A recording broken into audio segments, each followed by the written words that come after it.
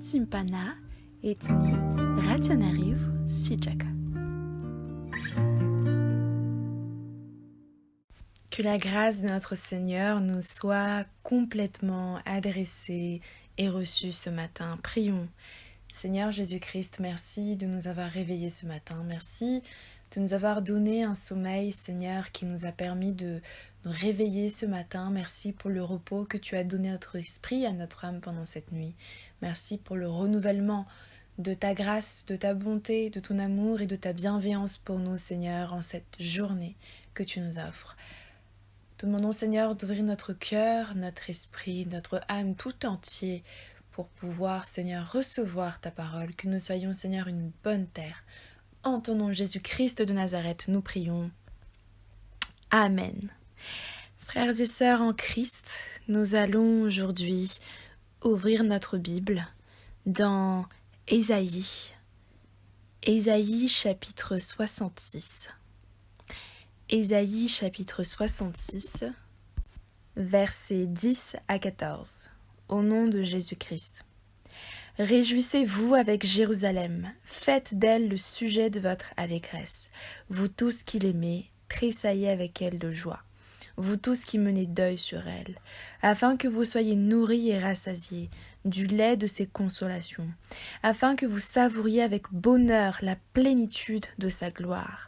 Car ainsi parle l'Éternel, voici, je dirigerai vers elle la paix comme un fleuve, et la gloire des nations comme un torrent débordé, et vous serez allaités, vous serez portés sur les bras et caressés sur les genoux, comme un homme avec que sa mère console, ainsi je vous consolerai. Vous serez consolés dans Jérusalem. Vous le verrez, et votre cœur sera dans la joie, et vos os reprendront de la vigueur comme l'herbe. L'Éternel manifestera sa puissance envers ses serviteurs, mais il fera sentir sa colère à ses ennemis. Amen. Le prophète Ésaïe est porteur ici d'un message de prophétie, de victoire, de promesse. Et particulièrement, il s'adresse ici aux enfants d'Israël qui ont à se tourner vers Jérusalem. Nous le savons, Jérusalem est la capitale spirituelle du peuple d'Israël, du pays d'Israël. Jérusalem est là où le temple de Dieu a été établi. Là où Jésus-Christ a maintes et maintes fois prêché la parole de Dieu, prêché la bonne nouvelle dans les synagogues et dans les rues de Jérusalem, là où est également établi le tribunal des enfants d'Israël, le grand Sanhédrin et les anciens du peuple sont quasiment tous centrés dans Jérusalem. Et c'est pour cela que, d'ailleurs, Jérusalem était également le centre politique d'Israël. Ça a été le cas à la naissance de Jésus-Christ, quand nous avons lu, par exemple, l'histoire de la naissance de Jésus-Christ, quand il est dit que le roi Hérode a tremblé et tout Jérusalem avec lui. Et donc ici, c'est symbolique, c'est la capitale religieuse, politique, et en même temps, quand on désigne Jérusalem, on désigne en réalité tout le peuple d'Israël. Et ici, Ésaïe nous dit: soyez dans la joie avec Jérusalem. Soyez dans la joie à cause de Jérusalem. Dieu ici nous rappelle que nous avons à nous réjouir avec et pour les enfants d'Israël, ce peuple élu de Dieu. Il est vrai qu'en ce moment, nous oublions un petit peu les intérêts divins parce que nous sommes focalisés sur ce que le monde nous met devant nos yeux, la maladie, la difficulté, les problèmes, etc., de tout ordre. Et pourtant, Dieu veut nous rappeler qu'il y a les intérêts du royaume qui ne sont pas à oublier. Et ici, les intérêts du royaume se portent en particulier sur l'amour que Dieu a pour les enfants d'Israël et que nous avons aussi à avoir. Que Dieu donc illumine notre cœur pour que nous puissions comprendre comment est-ce que nous avons à nous réjouir pour les enfants d'Israël. Comment est-ce que nous pouvons nous réjouir? En priant pour eux, en espérant que Dieu touche leur cœur, en prêchant la parole de Dieu, car souvent, en tant que chrétien, souvent on se sent comme illégitime d'aller parler de Jésus-Christ à des Israélites, à des personnes de confession juive. On a l'impression que voilà, ils ont déjà Jéhovah, donc ça suffit. Mais en réalité, les enfants d'Israël ont besoin du Sauveur. Et c'est pour cela que la parole dit que voici, Jésus-Christ est d'abord venu pour les Juifs et ensuite pour les non-Juifs. Jésus-Christ est venu apporter le salut pour les Juifs tout d'abord et ensuite pour les non-Juifs. Et c'est pour ça que Jésus-Christ a dit, il faut donner d'abord la nourriture aux petits-enfants, puis aux petits chiens. Les petits-enfants sont les enfants d'Israël qui ont aussi besoin de ce salut. Et beaucoup se sont perdus, beaucoup se sont égarés du royaume de Dieu parce qu'ils ont rejeté Jésus-Christ.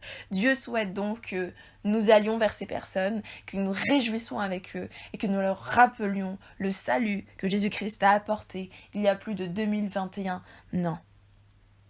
La plénitude de la gloire de Jérusalem est donc déjà présente, elle est même déjà visible. Nous voyons un rayonnement économique, politique d'Israël, mais Dieu souhaite ce rayonnement spirituel qui est la véritable mission des enfants d'Israël.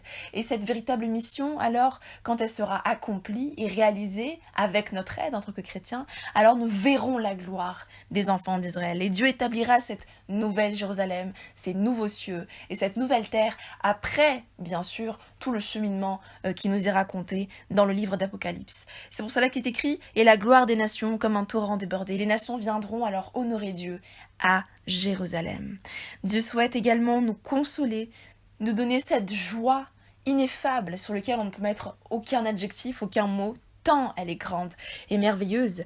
Et notre cœur sera donc dans la joie, dans l'allégresse. Dès lors que nous sommes donc dans la joie, nous partageons cette joie du salut avec les enfants d'Israël qui sont appelés à être enfants de Dieu.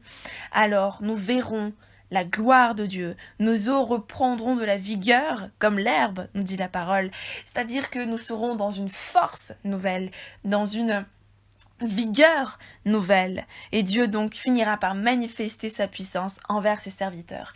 Et ses serviteurs ici, c'est chacun d'entre nous en tant que chrétiens, mais également celles et ceux, les enfants d'Israël, qui l'auront accepté comme Seigneur et Sauveur, et qui seront eux aussi justifiés par le sang de l'agneau. Dieu fera au contraire sentir sa colère à ses ennemis, ceux qui lèveront leur front et qui regarderont avec orgueil, avec refus, avec ce rejet à l'égard de Dieu. Dieu fera ressentir sa colère à leur égard. Certainement que Dieu fera ressentir sa colère, mais nous espérons toujours que ces personnes-là pourront changer et accepter un jour le salut qui leur est également adressé. Prions. Seigneur Jésus-Christ, nous prions aujourd'hui pour les enfants d'Israël. Nous prions, Seigneur, pour que ce peuple qui a été appelé par ton nom puisse, Seigneur, voir ta gloire, Seigneur, à travers toi, Jésus-Christ, le Messie, qu'ils attendent depuis si longtemps. Ils ont, Seigneur, reçu la loi. Ils ont, Seigneur, reçu même la naissance de toi, Jésus-Christ, dans leur terre et dans leur lignée. Et pourtant, Seigneur, beaucoup ne te connaissent pas.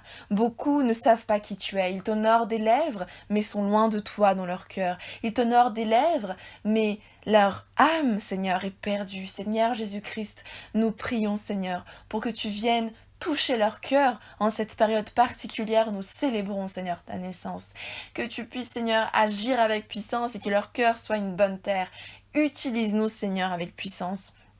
Utilise-nous, Seigneur, avec force. Donne-nous cette vigueur qui vient du Saint-Esprit. Car ta parole dit que le Saint-Esprit, qui est une puissance, viendra sur vous. Alors une puissance, et cette puissance, Seigneur, c'est ton Esprit Saint. Esprit de Dieu, souffle en nous un vent nouveau. Esprit de Dieu, donne-nous cette vigueur particulière pour prêcher ta parole, même à celles et ceux qui semblent être plus légitimes à être sauvés. Et si nous pensons, Seigneur, qu'ils sont plus légitimes, c'est que nous avons oublié la grâce. La grâce, Seigneur, n'est pas une question de mérite, mais elle se reçoit.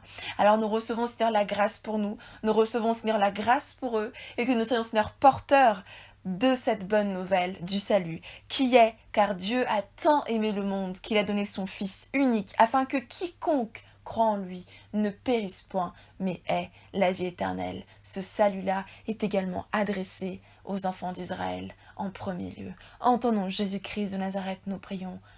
Amen. Frères et sœurs en Christ, soyons des témoins de Jésus-Christ. Soyons des personnes qui portent et qui apportent la parole de Dieu au peuple d'Israël. Soyons celles et ceux qui ont cette vigueur, cette force, cette volonté pour aller prêcher et démontrer à travers nos actions, nos paroles, nos pensées et tout ce qui nous concerne qu'il y a un sauveur et que c'est Jésus-Christ de Nazareth dont nous célébrons la naissance très bientôt.